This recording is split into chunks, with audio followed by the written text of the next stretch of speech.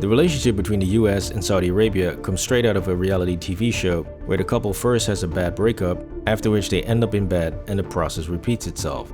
The latest state of their relationship is that President Biden is reaching out to the Crown Prince, but he's not returning his calls. It has gotten to the point where Mohammed Bin Salman, or MBS for short, has even said that he doesn't care if Biden misunderstands him and that he only cares about Saudi interests. So clearly, Saudi Arabia is not too keen to reconcile with Biden right now, which brings up the question, why does Biden even want to in the first place? Well, this all stems from the ban on Russian oil and gas by the US and the UK and the ever-increasing oil prices that have been increasing since last year, but due to the situation in Ukraine are getting completely out of control.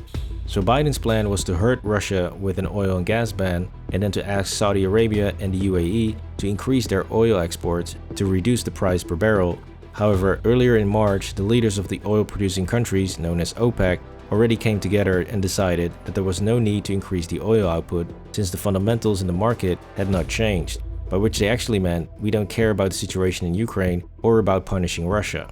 Now for the Saudis, this reluctance to help the West, and in particular the United States, goes even deeper since a lot has happened in recent years.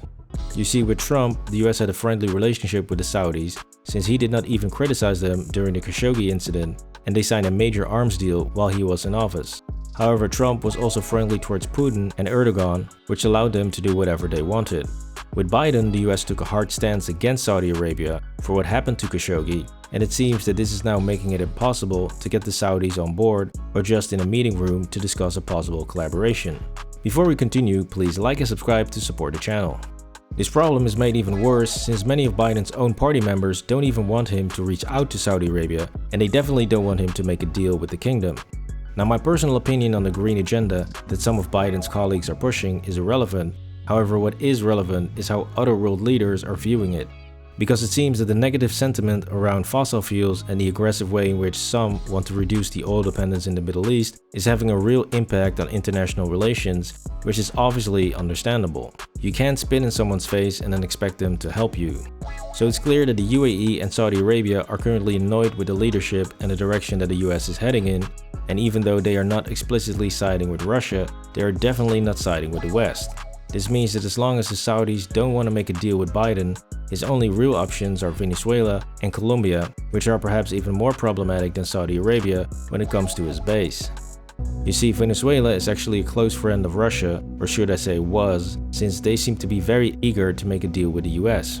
The reason for their eagerness is that even though Venezuela has massive oil reserves, it is still a very poor country and its economy is a complete disaster.